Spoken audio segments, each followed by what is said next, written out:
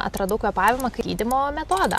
Aš nebežinau, kaip savo padėti. Nerimą, turėjau labai daug panikos atakų ir labai daug šiaip sveikatos problemų. Kažkaip galvoju, kodėl nepasidalinti su pasauliu, tokiu paprastu ir tokiu galingu įrankiu. Čia iš tikrųjų taip galima pasijusti, žinai, nieko nedarant, tik tai su savo kūnu.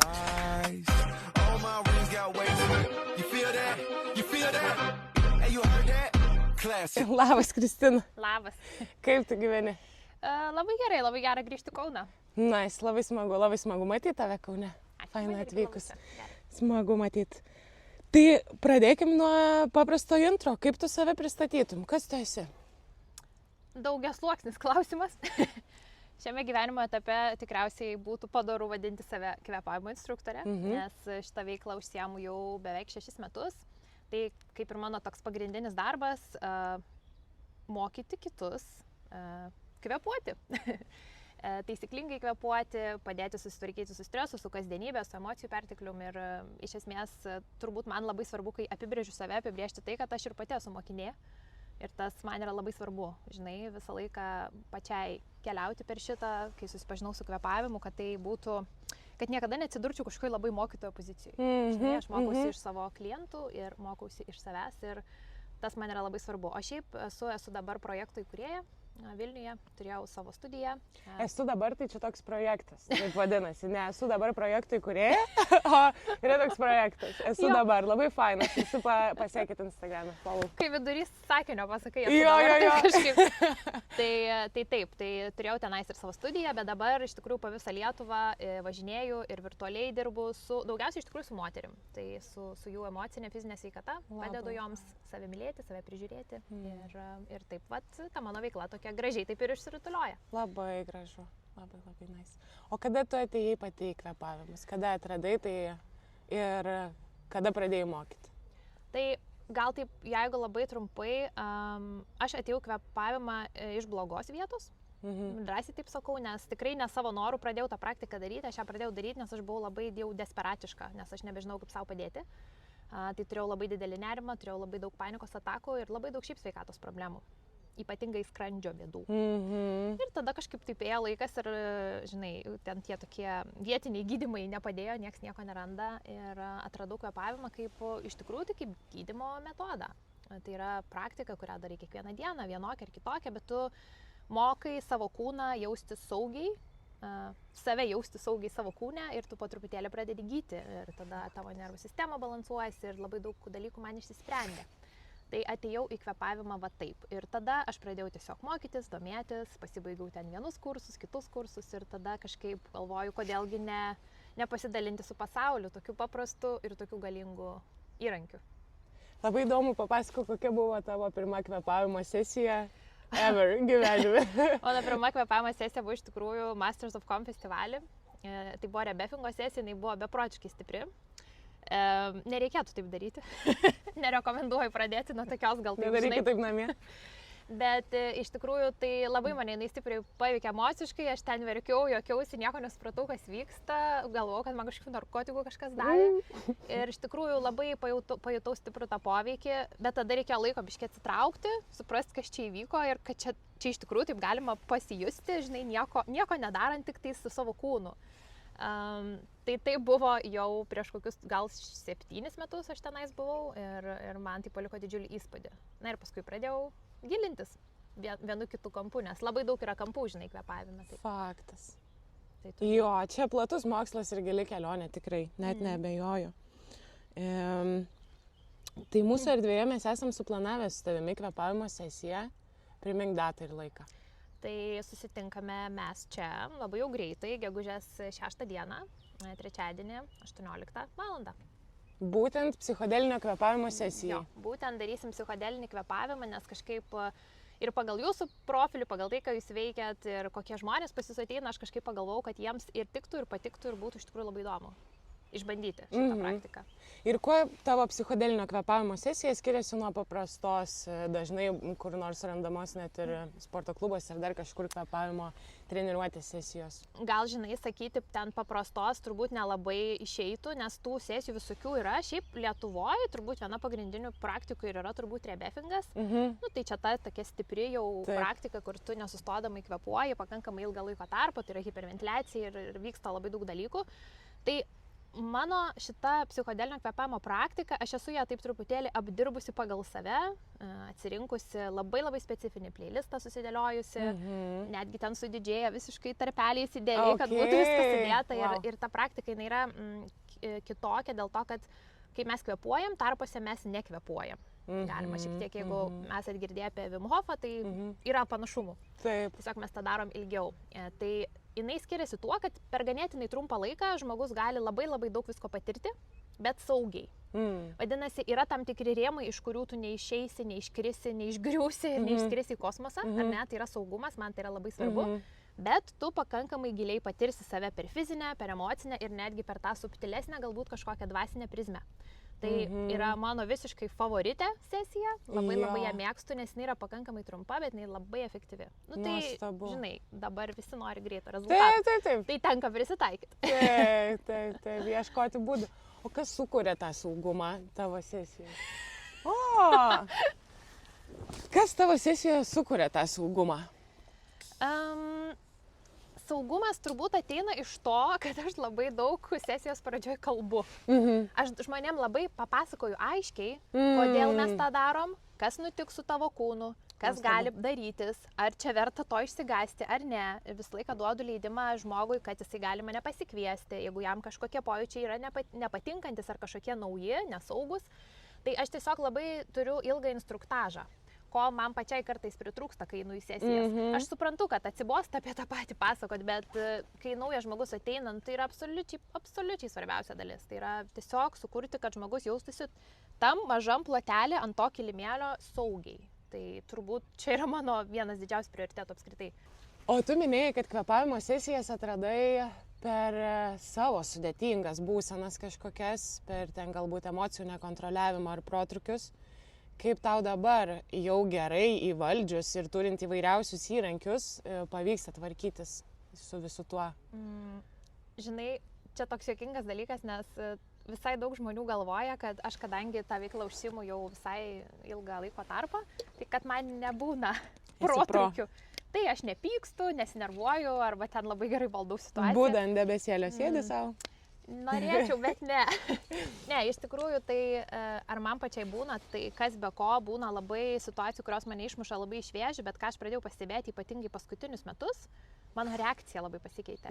Labai pasikeitė reakcija į stresą. Aš labai pasidariau atsirenkanti, į ką verta reaguoti, į ką neverta. Nu, žinai, kad nebūtum apatiška visiškai viskam, kas vyksta, bet kad ir nebūtum tokia visą laiką, žinai, ant to tokio šokinėje išsigąsti dėl kiekvienos mini situacijos. Ir tai yra labai svarbu, iš tikrųjų, būtent kvėpavimas suteikia mano organizmui tokią galimybę persijungti iš tos tokios simpatinės nervų sistemos, kur, žinai, varyk, bėk, kovok, ginkis, į tą parasimpatinę, kuri sako, va dabar ilsėkis, tu saugi, viskas gerai.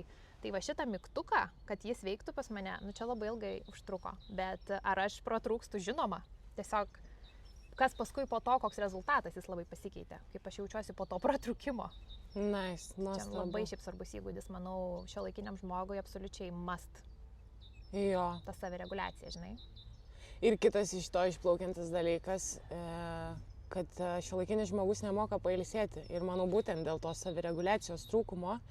Ir gal dažnas net ir nežino, kad yra poilsio skirtumai, yra poilsis prie televizoriaus ir yra sąmoningas ilsėjimasis. Tu labai čia gerai pastebėjai, nes iš tikrųjų gulėjimas ir ten galbūt kažkoks skrolinimas ar netgi kažkokio veiksmo darimas nebūtinai bus poilsis, net ir tos pačios knygos skaitimas ne visada bus poilsis. Čia yra labai svarbu suprasti, kad mes galim būti šiauriai pavargę, po visos savaitės grįžti penktadienį, kristi į lovą, bet tiesiog akis, kaip sako, žinai, stulpu ir negali užmigti. Tai va čia ir yra tas tas turbūt vėlgi šiuolaikinio žmogaus toks kaip mini prakeiksmas, nes labai sunku yra atsipalaiduoti. Dėl to, kad mes esam įpratę labai greit pereiti į kovojimo režimą. Mes labai gerai esam išmokyti nuo vaikystės tą daryti. Bet ar kažkas mus mokė, kaip gerai pailsėti, kaip gerai pačilinti ant sofos? Nu ne, nemokė. Ir kaip nejausti kaltės, kad aš dabar ilsiuosi, žinai. Jo. Tai čia yra toks šiaip esminis momentas, aš visai iš tikrųjų neseniai tik tais pradėjau daugiau, būtent su nervų sistemos reguliacija, žinai, dirbti ir domėtis, tai wow, kokie ten dalykai vyksta. Įdomus. Nuostabus, Jo. stebuklai. Taip. Oi, tai čia pas mus S77 vyksta čilo mokymai. Kviečiam atvykti tiek pirty, tiek studijoje pas Kristiną bus geriausias čilo seminaras. Tikrai taip. Kokį mitą dažniausiai sutinki apie psichodelinio kvėpavimo, arba aplamai kvėpavimo technikas, seminarus, praktikas? Šitas geras labai, nes būtent psichodelinis žodis žmonės labai bijo, kai kurie. Nes jie galvoja, kad psichodelinis kvėpavimas reiškia, kad bus toks poveikis kaip psichodelinių narkotikų. Ir jie labai bijo, kad jie praras kontrolę. Ir kad pradės matyti kažkokius vaizdinius, negalės sukontroliuoti savo kūno. Ir iš tikrųjų, kai kurie dėl to neateina netgi. Nes tiesiog bijo to jausmo. Bet ar psichodelinio kvėpavimo sesijoje gali taip nutikti, kad žmogus prarastų kontrolę? Man atrodo, juk tu vis tiek išlieki sąmoningas. Patirdamas narkotikų tripą, tai tu galbūt jau nebebūni sąmoningas ir nepriemi sąmoningų sprendimų, bet čia tu juk... Būtent turbūt ir bus tas esminis skirtumas, kad iš tikrųjų čia kontrolės yra pakankamai ir šita sesija yra tuo labai faina, kad tu gali reguliuoti savo kvėpavimą. Sakykime, jeigu tu nori švelnaus rezultato, galbūt ateini iš vis pirmą kartą kvėpavimą, tai tikrai nerekomenduosiu labai stipriai kvėpuoti, neteisiu, nespausiu pilvo, kad žinai stipriai kvėpuok, viską daryk, nes tau dabar būtinai reikia viską patirti. Bet galima tą padaryti labai švelniai ir efektas vis tiek bus. Ir jis vis tiek bus pakankamas. Tai todėl aš tikrai ganėtinai drąsiai turbūt atsakysiu, kad nebus čia, kad prarandi kontrolę. O jeigu prarasi kontrolę, prarasi ją labai labai trumpam ir iš karto sugrįši, juk pakeisi kvėpavimo būdą, suprasi, kad esi čia saugus ant kilimėlio, yra šalia instruktorė ir viskas. Momentaliai praeistas. Iš esmės tu pats atsakingas, kiek užtripinsi. Visiškai taip. Šiaip iš tikrųjų taip. Kiek kartų įkvėpsi? Jeigu dar vieną kartą daugiau įkvėpsi, jau tripinsi. Nes būna kartais aš žmonėm matau, kad jiems nebereikia giliau kvėpuoti ir, sakykime, galbūt prieinu prie žmogaus ir sakau kvėpuok lėčiau, bet jis manęs neklauso. Nes jis nori tų sensacijų kūne, jis nori, kad rankos nutirptų, ten kažkas darytųsi. Na tai čia, žinai, kiekvieno asmeninis pasirinkimas, bet saugumo ribose vis tiek viskas vyksta, nes mes esam, žinai, saugioj, blaivioj aplinkoj, ant kilimėlio ir, ta prasme, reguliuojam. Ir esi tu, kuri prižiūri tą praktiką ir ją veda. Tai labiau fizinė ar emocinė praktika? Sunku turbūt net atskirti būtų šitus dalykus, nes kas yra labai įdomu ir čia visas atskiras mokslas, aišku, apie tai, bet mūsų kūnas juk laiko mūsų visas emocijas. Ta prasme, kaip žinai, kaip tai neatskiriami dalykai. Tai per kvėpavimą šiaip įdomus vyksta procesai, nes, pavyzdžiui, kaip ir man buvo pačioj pradžioj, aš labai turėdavau daug skrandžio skausmų. Ir skrandžio ligų neturėjau, bet čia būdavo tarsi akmuo kažkoks šitoj vietoj, žinai, ir kai aš išmokau taisyklingai kvėpuoti ir grinai išmokiau save nusiraminti, man atleido pilvą, man atleido skrandžio skausmus. Vadinasi, čia, žinai, gali vadinti energetiniu bloku, gali vadinti įtampos tašku, žinai, kad ir kaip pavadinsi, vis tiek ten iš esmės tas pats dalykas. Tai emociškai atsileidžia ir tada fiziškai nebeskauda. Tai ta praktika, jinai iš tikrųjų labai tą dvejopą efektą daro. Jeigu tu užsispaudęs ir tau ten kaupėsi pyktis, kažkoks liūdesys, kažkas, tai gali būti, kad pramuš per ašaras. Tai bus jau emocija. Ir gerai, nes ko gero senai reikėjo paverkti, ne? Tai čia toks, žinai, labai susijęs irgi dalykas. Kūnas ir protas visiškai toks kartu veikia iš vien. O kvėpavimas kaip tiltas. Ir turi kokią nors istoriją arba, pavyzdžiui, sesiją kvėpavimo, kuri tau yra įstrigusi kaip...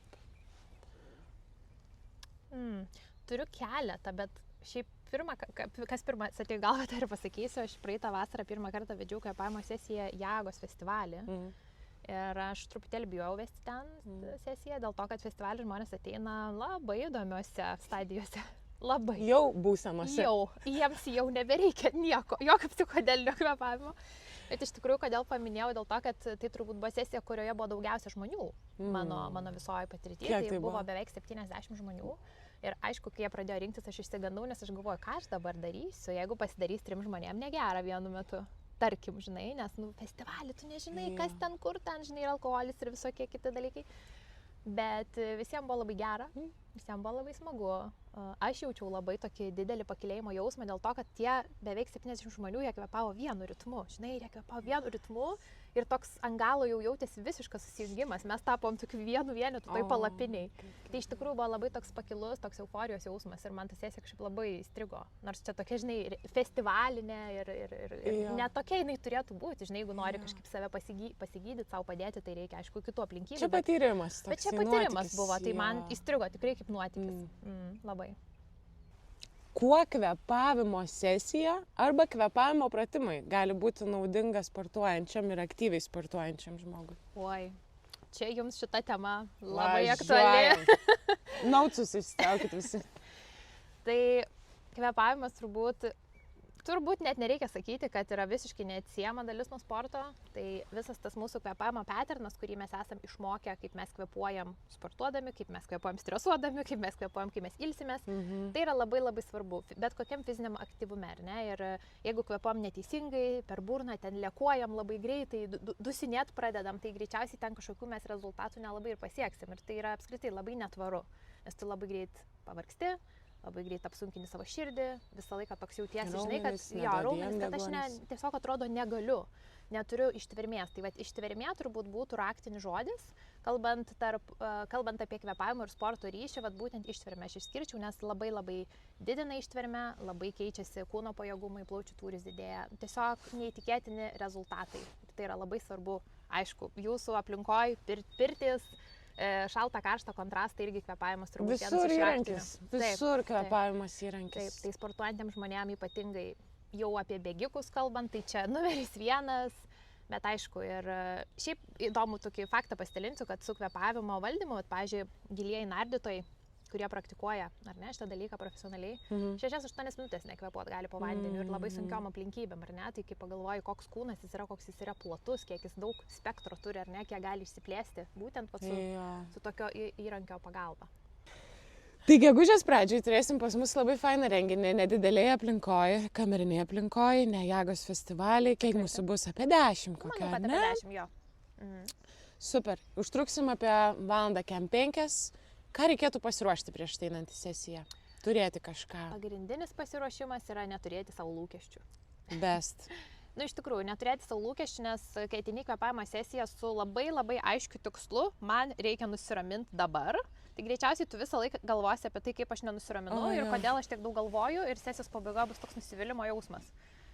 Iš patirties sakau, tikrai žinau, labai daug žmonių turi šitą lūkestį. Tai pagrindinis pasiruošimas yra neturėti savo lūkesčių. Šiaip iš esmės fiziškai pasiruošti kažko nereikia. Visą laiką kviečiu labai apsirengti patogiai. Dėl to, kad aš per praktiką, aš mėgstu truputėlį ir judesio būna. Mes ir atsisėdę padarom dalykų, aš dar ir papasakoju, paskui atsigulam, paskui atsistojam. Žodžiu, ten visai dinamiška ta sesija gaunasi. Visokių įdomių patyrimų, tai patogus rūbai, šiltos kojinės labai labai visada praverčia, jokiais būdais ne džinsai, kurie man dabar spaudžia, kad taip nebūtų per sesiją. Kad įkvėpt galėtumėt irgi timpų ten tų spaudžiančių neužsidėkit. Taip, kad galėtų pilvas jaustis laisvai, kad neužsispaustų pilvo organai, tai šitie dalykai labai svarbus. O šiaip tai visą laiką tiesiog rekomenduoju smalsiai, atvira širdim ateiti, kažką naujo išmokti, sužinoti, patirti. Jeigu jaučiat, pavyzdžiui, kad čia gal visiškai ne man šitas dalykas, ar aš bijau pabandyti, tai ką galiu tikrai patikinti, kad galima tą kvepavimą daryti minimaliai. Jį galima daryti labai labai švelniai. Skirtingais leveliais. Tai net jeigu ir nepatiks ta patirtis ir galvosit nesąmonė, tai ne man, tai bent išmoksit labai daug dalykų visokių naujų. Ir būsit sužinoję, kad čia tikrai ne jum. Taip. Aš dar nuo savęs pridėčiau, neprisivalgykit ir neprisikvepinkit, būkit geri, nes šalia kvepuojančiam nebūtinai patinka jūs krem de la krem. Kad jau pasakėjai apie prisivalgymą, tai turbūt dar vienas žiauriai svarbus dalykas, tai yra neprisigerti kavos. Tikrai, ta prasme, tonizuojančių gėrimų prieš kvepavimą aktyvų, labai. Užtonizuosit ir taip. Tikrai bus energijos pakankamai ir tikrai nebereikia kavelės jau gerti prieš ateinant. Labai kviečiu nepabijoti ir kažką naujo patirti. Šitas patyrimas yra labai gražus, jisai gali būti labai gilus, bet tikrai nenusivilsit ir pamatysit, kiek daug jūsų kūne telpa, pasišnekėsit su to savo kūnu, gal kažkokių naujų minčių ateis, idėjų. Gal kažkokį perteklių paleisit, kur ilgai nešiojatės įtampos ar minčių. Tai tikrai rekomenduoju, tai yra saugu ir atvira ir vyrams, ir moterims. Amazing. Pasimatom. Ačiū. Turėlė gabaliuką. Susitinkam gegužės pusę 6 vakaro. Labai gražiai. it all out.